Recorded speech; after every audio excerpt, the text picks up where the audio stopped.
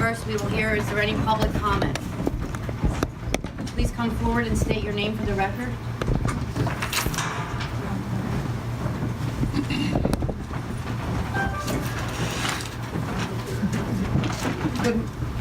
Good morning, City Commissioners. My name is Rebecca Rhynhart, City Controller, City of Philadelphia. I'm here today to reiterate my serious concerns that I raised to the Commissioners in the letter sent by my office on February 8th. I urge you not to vote today on the voting machines. We are the largest county in Pennsylvania, yet your process has not allowed public input, with demonstrations of the voting machines such as Montgomery County and Berks County have done. Having residents use the various technologies and provide feedback is invaluable information as to which machines we should be purchasing. Also, the RFP was written in a way to be tailored towards the digital screen or ballot marking device. Tailoring the RFP to seemingly exclude the option of hand-marked ballots is not in the best interest of taxpayers. Because of the vulnerability of all electronic voting machines, there is much written about hand-marked ballots being viewed by experts as more reliable. Security is not a yes or no question. There is a spectrum for how secure a voting machine is. That is why I recommended in my letter to bring in ballot security experts and use their feedback as part of the selection process. Lastly, this is a significant expense. There was $22 million set aside in the capital program for fiscal 20, which still needs to be voted on by City Council this spring. And City Commissioner cost estimates have been upwards of $50 to $60 million. It is not clear where the at least $28 million of remaining funds are expected to be coming from. With this much taxpayer money at stake, taxpayers deserve better than this. Please do not vote today, but go back and look to change this process to pick the most secure, reliable voting system that we can. Thank you. Thank you.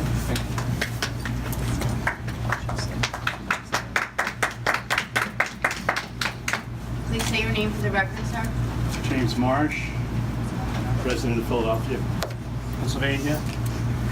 I second all the remarks by Ms. Rhynhart, trying to get through all of this. First of all, regarding the lack of public demonstrations of the machines. The machines to be demonstrated is required and specified in the RFP on page 8. So having failed to have a public demonstration, the City Commissioners and the City are violating and not complying with their own RFP. That's on page 8. It was supposed to take place from January 14th to January 17th, 2019. There are similarly no machine info on the website of the City Commissioners. Of course, no public hearings. Of course, the whole process has been extremely secretive. The best value guidelines in a number of places require transparency. Section 1, Section 6, Section 2 requires that scoring should incorporate feedback from stakeholders throughout the city, quote unquote. Regarding the evaluation of the machines, there is no security component in the RFP. The machines have not been scored for a security component because there's no requirement in the RFP. I don't think that the city can abdicate its requirement to evaluate security under this day and age. You get no points for good security on your machine. Now, the ES&S machine specifically has a technology using barcodes, which has been disapproved by the Blue Ribbon Panel of Pennsylvania on page 64. So not only does the RFP not give basis for security evaluation, but this machine, the ES&S machine, specifically fails that test because it used barcode technology. Secondly, the RFP favors ES&S because it gives a 15-point credit for the, quote, familiar look and feel. This obviously favors them, and it violates the best practices or the best value provisions to avoid favoritism and toward vendors. Also, the ES&S machine under the Pennsylvania state evaluation pretty much flunked any the disability provisions needed by machines. We're in this time crunch now. The request for information was issued June 4th, 2018. the request for proposal was not issued until November 30th, 2018. That's almost 6 months delay, and now we're in a time crunch. Why that kind of delay? What is that about? Why were no outside experts brought in to evaluate these machines?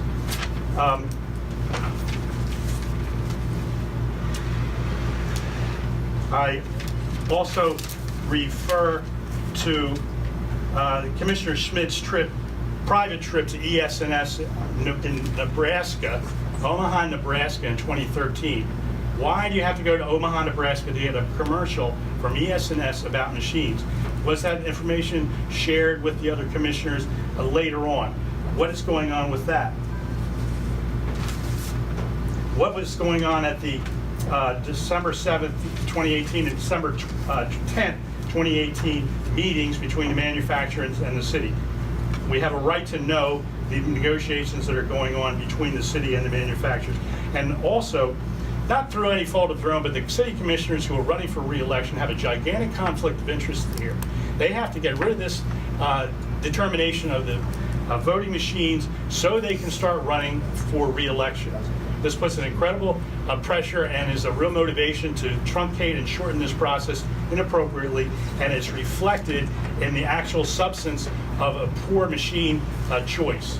So the procedure is bad, it's not transparent, contrary to the best value guidelines, and is reflected in bad choice of machines and a skewing towards the ES&S machine, which, as I've stated, has significant problems. So as a result, this process should be, the machine choice did not happen today. The process is flawed, it's fatally flawed, and so the ES&S machine should not be chosen. In fact, there should not be a vote today. There's a timeline that's available that you can continue and have a proper process going forward without truncating this thing today. So there shouldn't be a vote today. There shouldn't be a vote for ES&S machines, and for all the reasons stated. Thank you. Thank you.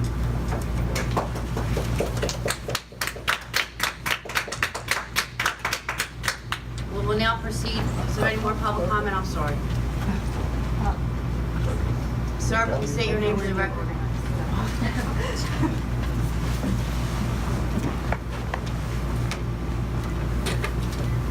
Good morning, again, commissioners.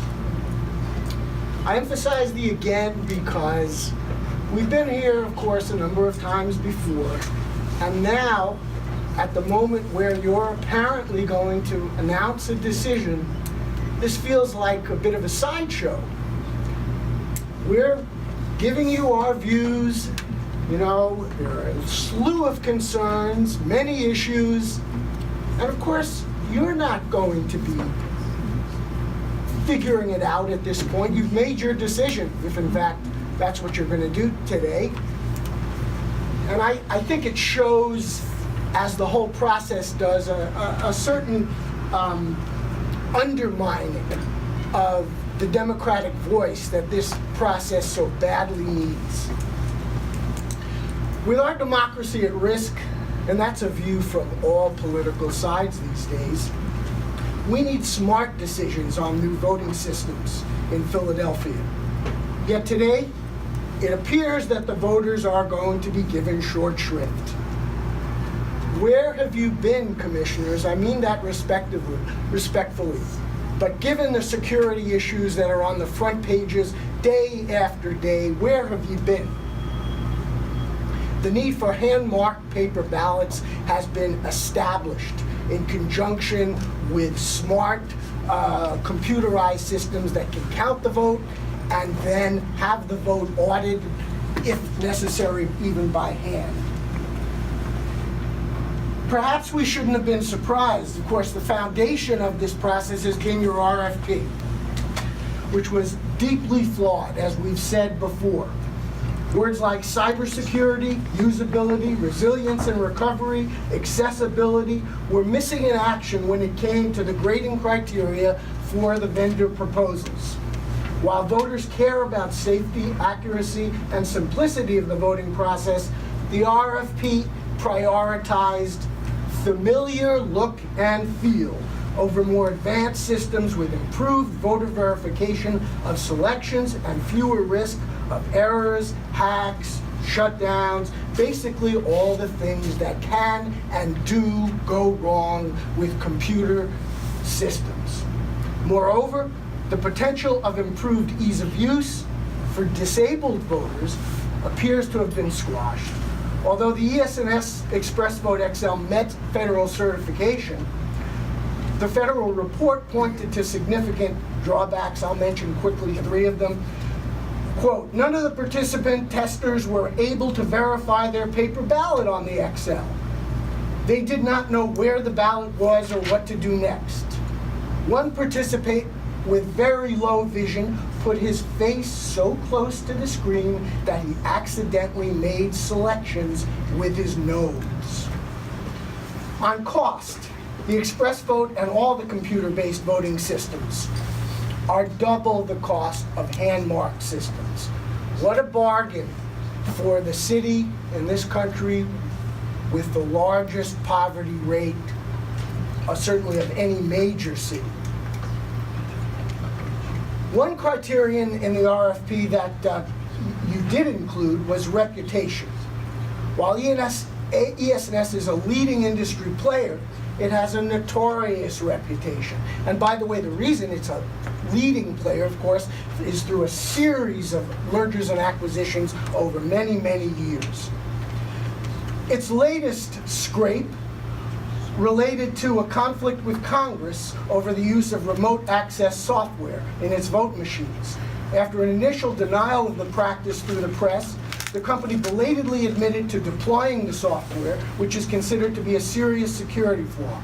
It was also discovered that the source code for the application used had been extracted and was widely available all over the internet.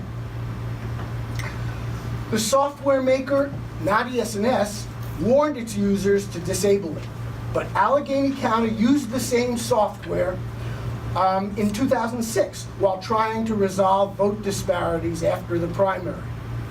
Yet another vulnerability surfaced in 2012. Attackers could seize control of the system with the software without needing any password. It's not clear if elections officials around the country fixed these flaws or even that ES&S warned them of the problems. When U.S. Senator Ron Wyden of Oregon recently asked the company which and how many customers were sold machines with the remote software, they refused to answer. ES&S has also been unwilling to say when it had its customers remove the software from their machine, and when the company was asked to attend a Senate hearing in 2018, they didn't bother to show up. Doesn't augur well for all the service calls we're going to need. ES&S needs to stop stonewalling and provide a full, honest accounting of equipment that could be vulnerable to remote attacks. When a corporation that makes half of America's voting machines refuses to answer the most basic cybersecurity questions, you have to ask what it's hiding. And those aren't my words. Those are words from U.S. Senator Ron Wyden. Thank you. Thank you. What's your name? Stephen Strahs. Thank you.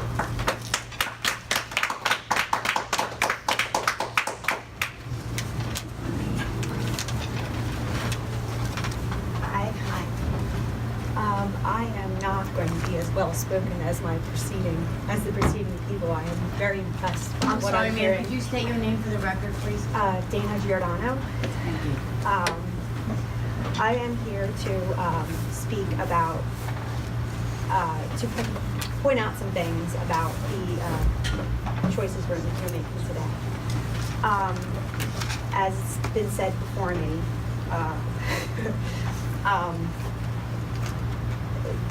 using these machines are insecure and more costly and putting us at risk unnecessarily.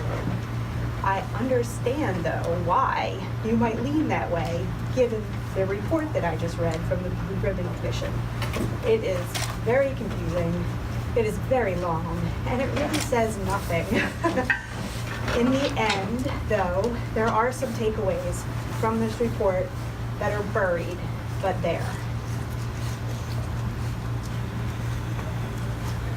On page 62 in section 49, the commission does not recommend systems with barcode or QR codes as they are not human readable. And page 62 and 53, number 53. As noted above, the commission does not recommend systems with barcodes or QR codes as they are not human readable.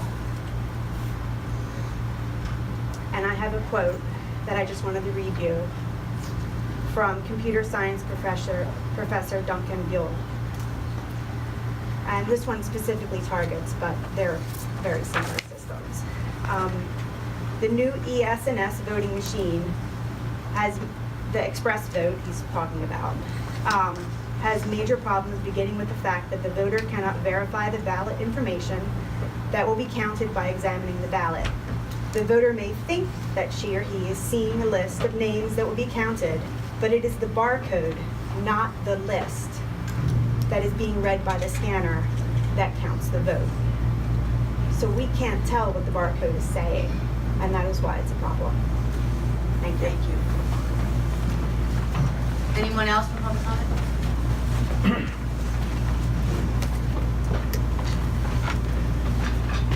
My name is Rich Garella. Commissioners, purchasing a new voting system is the biggest purchase election officials get to make, and it only comes along every couple of decades. The last time it came along in Philadelphia, in 2002, Commissioner Tartaglione's daughter ended up with a job contract for the winning company, Danaher Controls. The time before that, in 1970, City Commissioner Thomas McHenry was caught taking kickbacks from Shoup Voting Machine Corporation in exchange for throwing them the contract. So anyone who thinks that's unthinkable in Philadelphia is not thinking very hard. Now, we come to the procurement of voting systems this year. It's a contract that will be worth tens of millions of dollars and has been anticipated since 2015, when these commissioners were elected, and 2016, when the city charter was amended to allow this best value procurement process. The amendment that created best value procurement was pushed through by Councilman Bobby Heenan, Commissioner Deeley's former employee and strong supporter, who is now under indictment. So this is not the time to push through a tainted process. In this case, the best value procurement system resulted in an RFP developed without input from actual election integrity experts and without public input into this decision that's critically important for our democracy.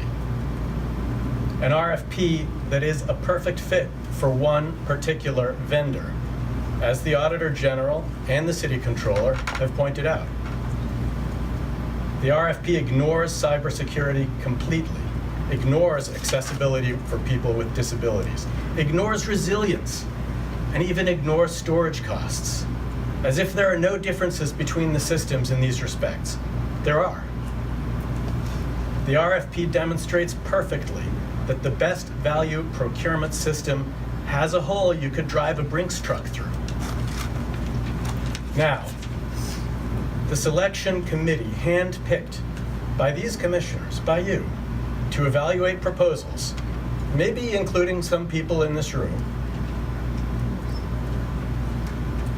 evaluates the proposals using scoring criteria from an RFP that you, the commissioners, wrote. And they've recommended apparently 2 proposals. One of them, the ES&S ExpressVote XL, is obviously the voting system that the RFP was written for. This is obvious to anyone familiar with the machines. In the face of widespread criticism, it seems the selection committee has pulled back and now recommends an additional proposal from Dominion. This could have been an open process with public input and transparency and accountability. It could still be if you stop right now and abort this effort.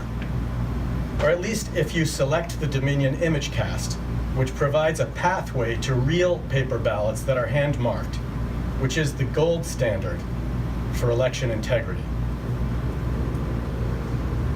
If I'm right, you will choose the ES&S system, the worst and most expensive system, with Dominion as a meaningless fallback intended only to deflect criticism of this terrible, opaque, corruptible procurement process. And we will end up with the most expensive, least secure, least future-proof voting system on the market today. Now, I want to put my objection to your vote on the record because I believe you should already be recused from this decision. But if you go ahead, I urge you to reject the recommendation, which comes from a fatally flawed procurement process, and restart the procurement. There's plenty of time. I urge you to reject it and prove me wrong.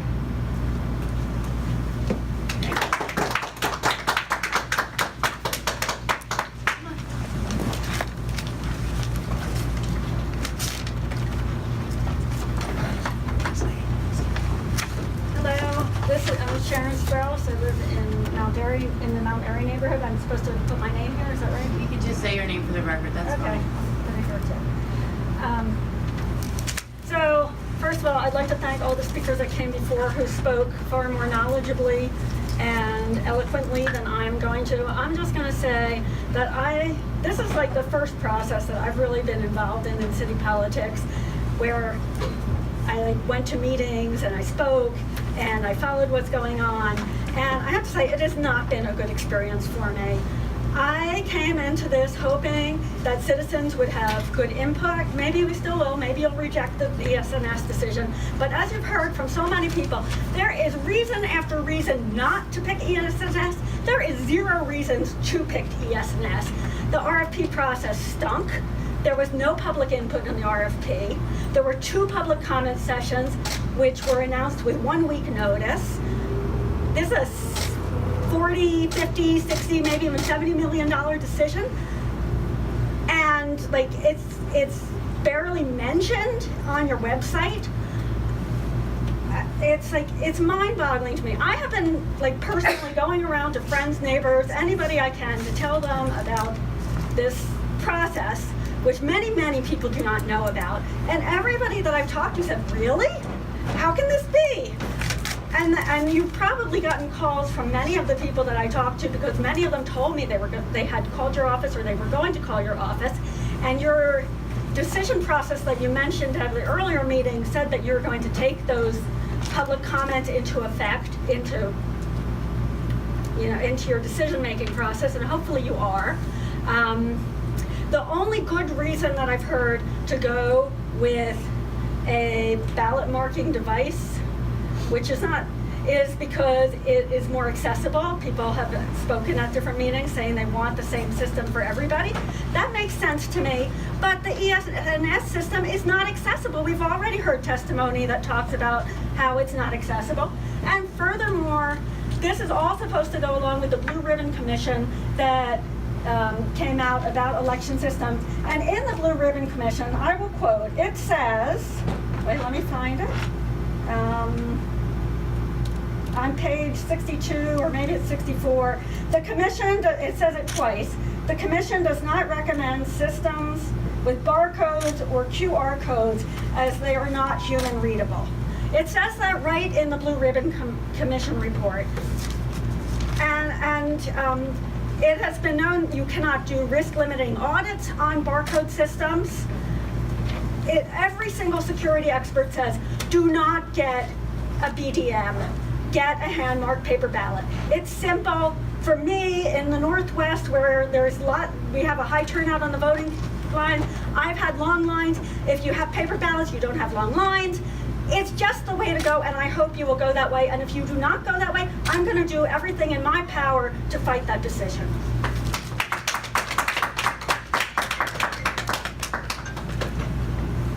Is there any more public comment? Thank you. We will proceed to the report from the supervisors. Joe Lynch.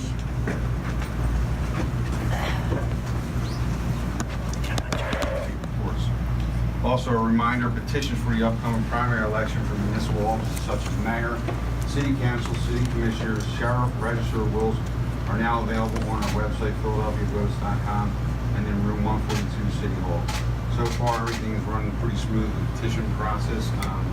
The start date, February 19th was the first day you could start. And that's it for downstairs. We're at.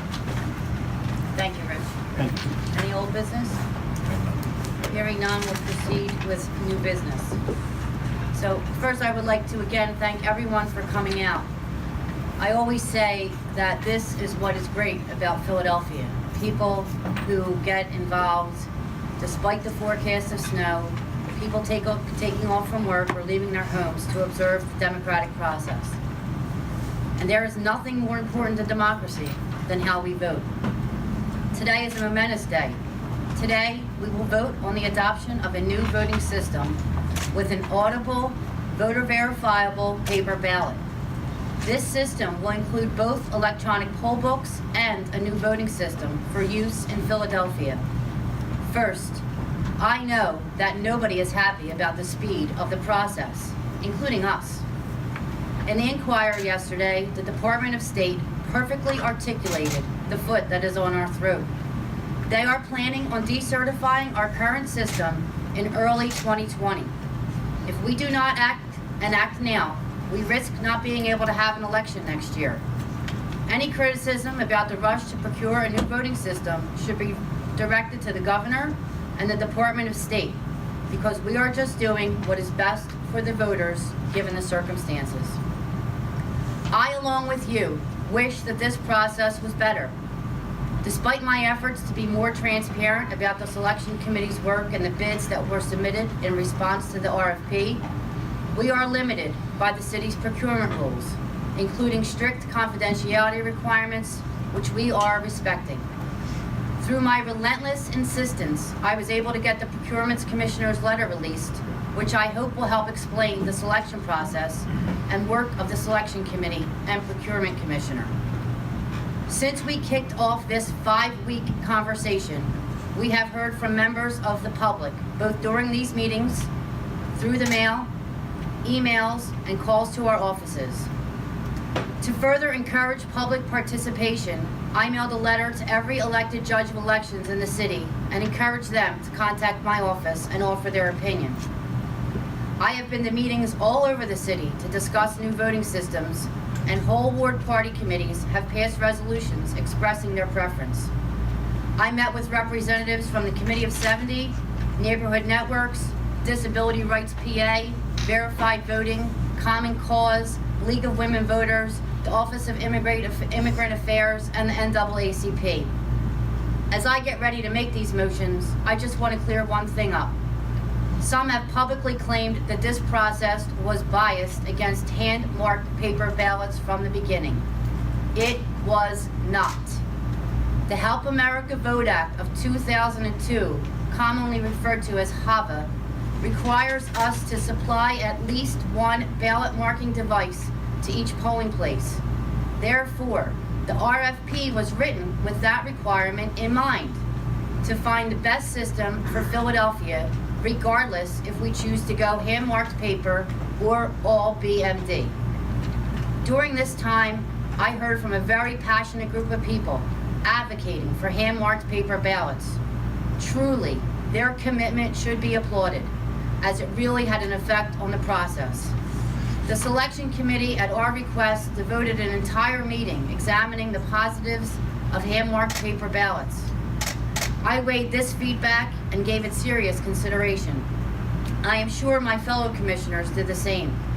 But for many reasons, my motion will be for all ballot marking device option. I heard from many more people who did not want us to change the machine at all. The average citizen just wants to be able to vote in the easiest, least complicated manner possible. When you tell them why we have to make this change, their request is to make it as similar to the machines they are accustomed to as possible. We already have a daunting task of compressing voter and poll worker training after the machines have been acquired into just a few months, so that they can be used in the 2019 general election. Adding new elements to the voting process would make this even more difficult. Furthermore, though we received solid arguments for hand-marked ballots, those arguments were unable to outweigh my concerns about the ability of the public and our poll workers to adapt to this change. The effect of the physical footprint inside the polling places and the questions that arise with voter intent and not wanting judges to decide what is and isn't a vote. Finally, and most importantly, the advocates for the disabled community have been very passionate that implementing hand-marked paper ballots would treat voters with disabilities unequally by requiring them to use a separate voting system. But we are blessed to be able to consider two great voting systems and two great poll book systems. Philadelphia will be getting a system that is secure, resilient, and will have an auditable paper ballot. Yes, it will be secure.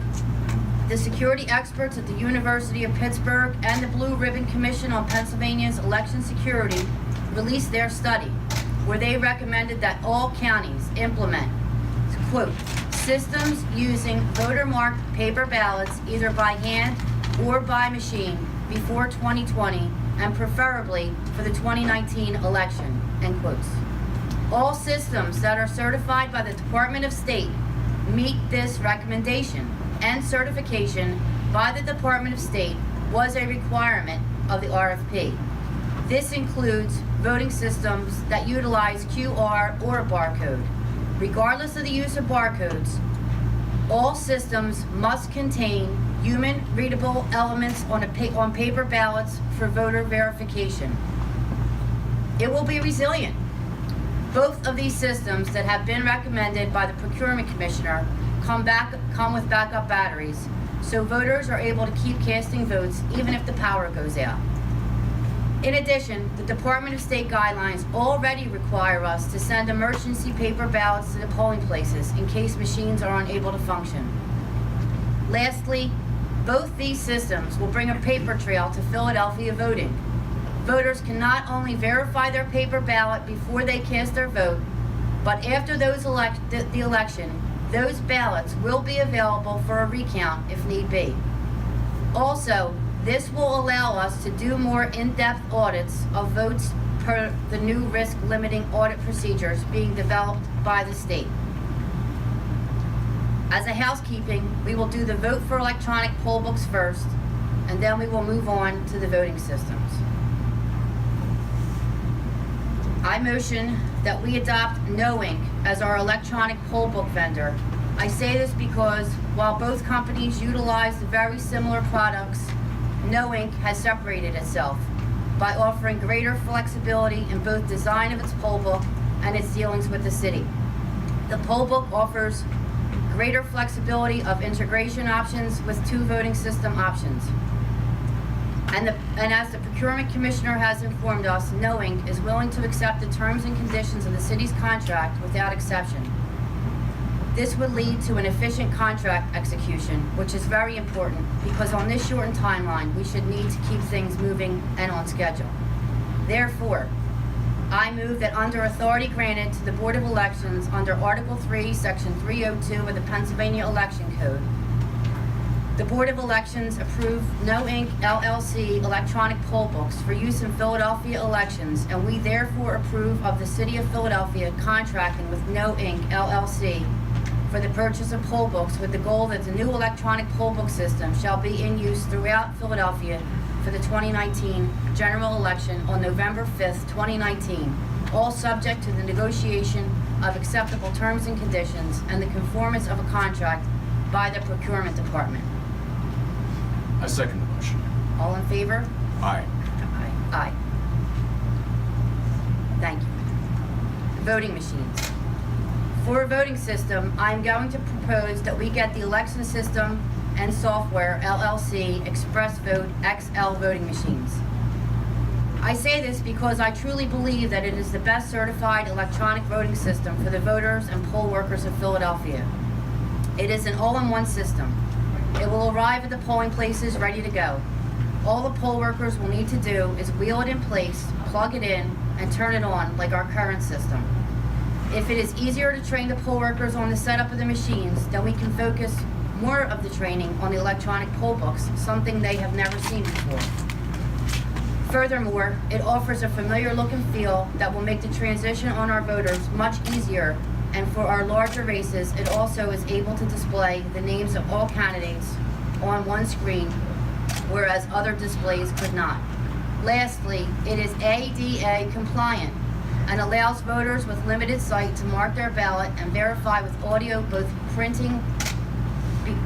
before printing and after printing the ballot.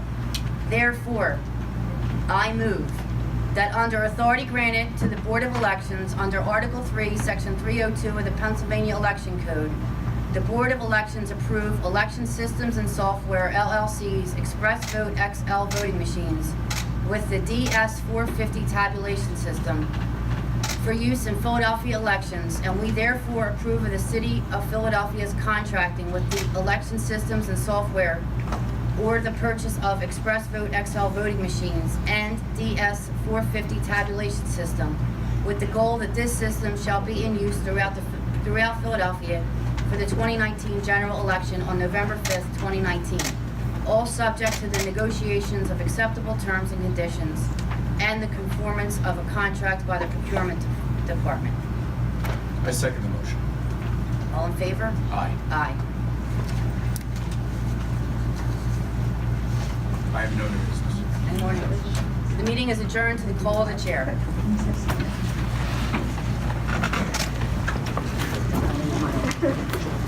Yes.